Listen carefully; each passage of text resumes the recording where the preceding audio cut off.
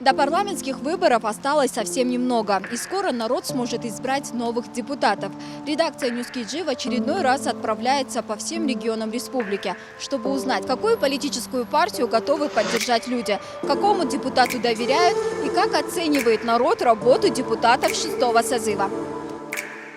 Ел за них страдает. Заработную плату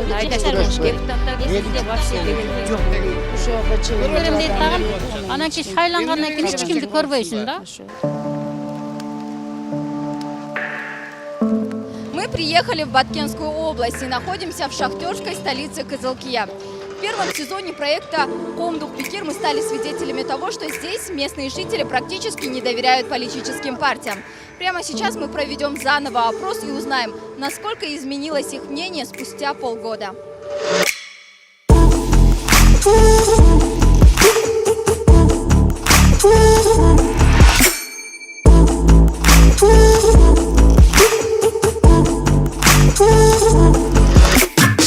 Баткенская область – это самая отдаленная область Кыргызстана, которая является важным сельскохозяйственным регионом республики. На всю страну она славится своим урожаем – урюками и абрикосами. Съемочная группа Ньюс.KG в очередной раз приезжает в Баткен, чтобы узнать мнение местных жителей о важных и насущных вопросах страны.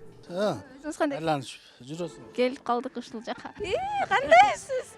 Жуда жакшы да. Мен сизди издеп жүрбөймүн. Өзүңүз таап албадыңыз. Ошону айттым да. Кандайсыз? Жақшылы?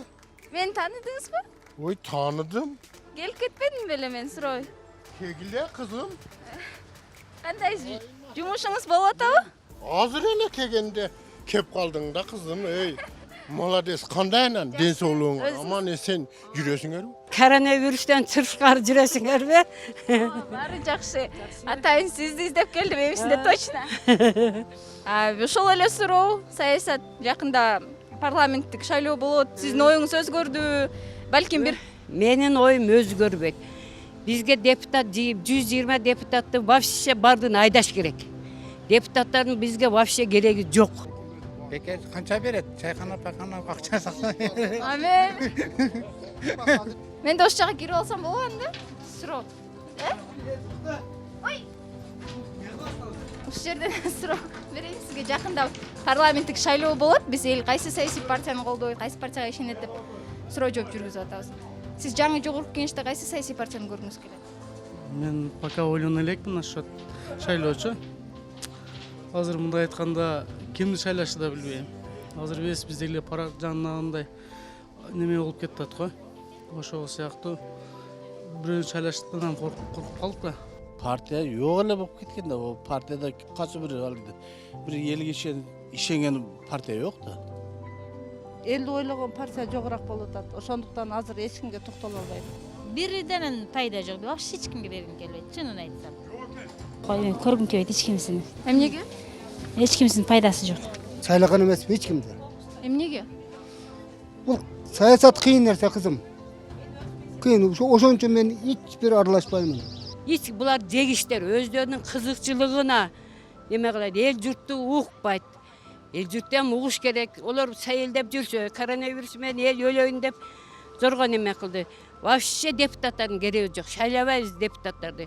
Mana şu Kızılkaya gelip görsün, kötünü tevaydayız.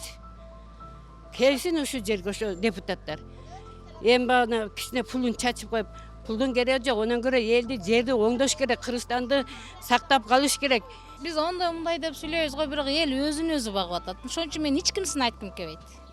Себеби дегенде өзүң көр, мына азыр коронавирус атабы. Коронавирус деген менен эч ким баш ийбейт. Partiyaların вообще hiç kimsini işenmeyim.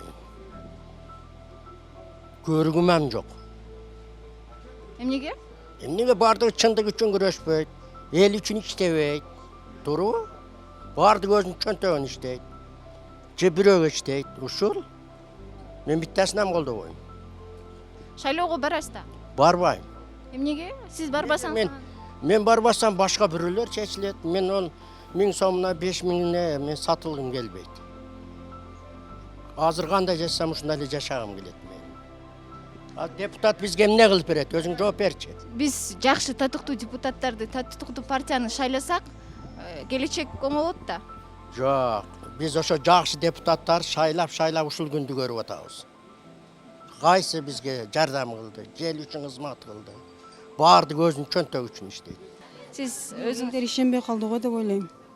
Себеби азыр чындык жок. Партиялар только өздөрүн ойлойт. Эч кайсы партияны колдобойм деп ойлойм. Мен эч кимди шайлай алгым келбейт да. Себеби элдин мүдөсүн, элдин мындай суроо талаптарын аткарышпайт дагы анан шайлоого жакын болгондо эле анан элди 500 сомго, 1000 сомго сатып алышып же болбосо аш кылып арак берип эле элди шайлап алып атышат да. Чындык жок болуп калды Кыргызстандачы.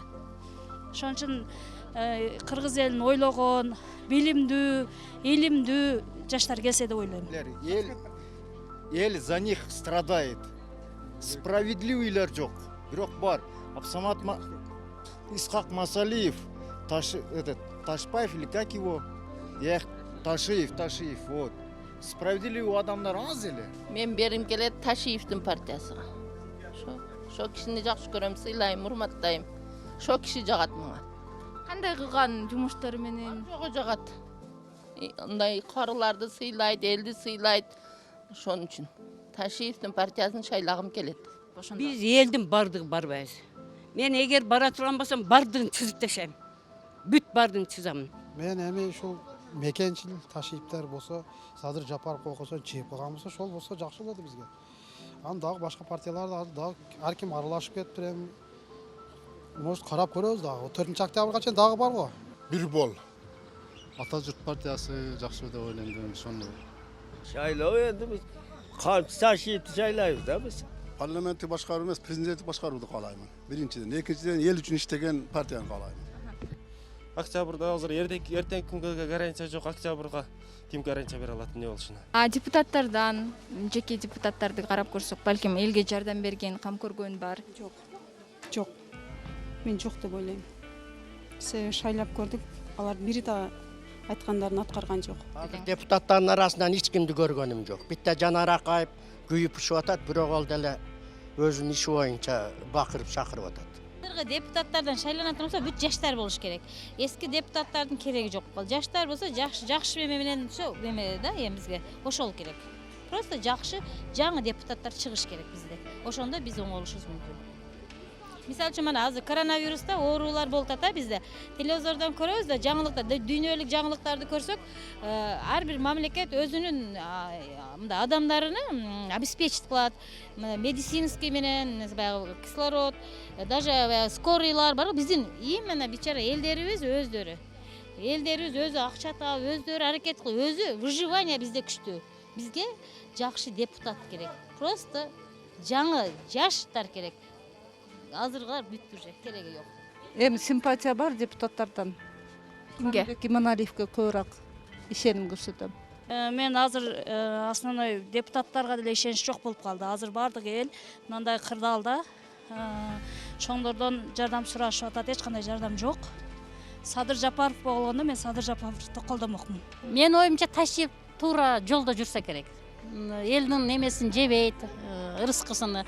Бир эле айыбы мындай ашып өтүп койгон эле айыбы бар да, башка айыбы жок менимче. Койсого эски президентибиз Курманбек Бакиев лучше деп ойлойм да. Потому что Бакиев малда Кыргызстан оңолгон. Азыр Бакиевден кийин эки президент болду, бирок экөө тең бир мыкты сүйрүп койгон жок да. Негизи мен өзүмчү төмөндөн боломун. Өмүрбек Бакировду колдойм. Кайсы партияда болсо ошону колдойм. Себеби ол төмөнчүн биз үчүн көп иштерди кылып атат. Ошого ишенем, колдоп кетем. Барды ода дедим, бардым, бар болсо керек дедим. Жок, сиз өзүңүзгө мисалы Кызылкыяга келип жардам берген депутаттар барбы? Партия. Ошо Мадмаров да. Кайсы камын ойлогон эч ким жок, эч кандай депутатты көргөнүм жок. Например, мына биз кече Жээнбекке ham жаздык, мына мэрибиз ham иштебейт, тоготпойт ham. Азыр заман, закон жок кызым. Ар ким азыр өзү менен өзү. Бирини өлтүрүп койсо 5 сом берип, 500 берип чыгып кетишип атат. Азыр закон жок болуп атат. Шайлоо астында берген уадаларын аткара алыштыбы? O deputatları kereğim yok. Ona göre mahalladan da bir elde şaylap koysun şöleme var. Уадаларын берди. Берди, бирок убадалардын үстүнөн эч кимсе чыккан жок. эч ким аткарган жок. Ар ким эли өзүнө өзү багып атат. Ошо да. Аткарышпады го. Толугу менен аткарышпады деп айта алам. Ишенбей деле калдык, депутаттарга чынын айтсакчы. Депутаттар шайлайт, анан кийин шайлайсың, 5 жылга мына мен мананы бүтүрүп берем, мананы бүтүрүп берем дейт дагы. Анан кийин шайлангандан кийин эч кимди көрбөйсүң да. Ошон үчүн жаштарды шайлаш керек. Жаштар келечегибиз. Бирок бардыгы айткан демилгесин көтөрдү, бирок жасаган жок да. Эч кимиси. Кээ бирлери аткарды, кээ бири аткарбады. Көбүрөөк аткарбады да. Ишеним болбой калды. Эч ким аткарган жок. Багы ана көчөдө багы жалап катындарга окшоп эле убада кылып, бул балага азыр келем 1 саатта, бул балага азыр келем 1 саатта деген жалаптардай болушуп атат да. Убаданы аткарыш керек. Убада кылдыбы, эркекпи? Эркектик немесин аткарыш керек. Кыргыздардын намын коргош керек, кыргыздын элин, жерин коргош керек. Мына жерлерибизди тартып алып атат тажиктер. Ничин олорду карабайт? Балдарыбызды уруп атат. Ничин олорду карабайт? Балдарыбызды өлтүрүп атат, өзгөндөгү баланы өлтүрүп кетти. Эми ондай депутаттарды мен көрбөдүм кызым. Мен ондай эле саясатка жокко, бирок андай депутаттар жок пока. Бирок эми элге кам көрөбү деген ойда. Бул тил менен сүйлөгөндөр мисалы көп да. Эч кимиси аткарбай баштады. Азыр түшүнүп да. Многие жители Баткенской области по-прежнему не доверяют политическим партиям и правительству. И как показал наш опрос, за последние месяцы кризис недоверия к ним только углубляется. По итогам опроса, проведенного в Баткенской области, выяснилось, что здесь политическим партиям доверяют всего 36% опрошенных, не доверяют 64%. Остальные жители не имеют конкретной точки зрения. Доверием народа в Баткенской области пользуется политик Камчыбек Ташиев. Второе место по популярности занимает бывший депутат Жогорку Кенеша Садыр Джапаров. И на третьем месте такие политики, как Исхак Масалиев, Джанар Акаев, Каныбек Иманалиев, Өмүрбек Бакиров и Адахан Мадумаров. Названия политических партий Мекенчиль, Атаджурт и Бирбол назвали по одному человеку. Карма. Мага өрүп бересизби? Ой, рахмат, чоң. Кызым. Дагы келем буйрса. Чоң рахмат. Эй, келип тура бер кызым. Аман болгула. Главный ден соолук. Макул. Чоң рахмат. Сиздин да соодаңыз боло берсин. Рахмат. Майлы. Чоң рахмат.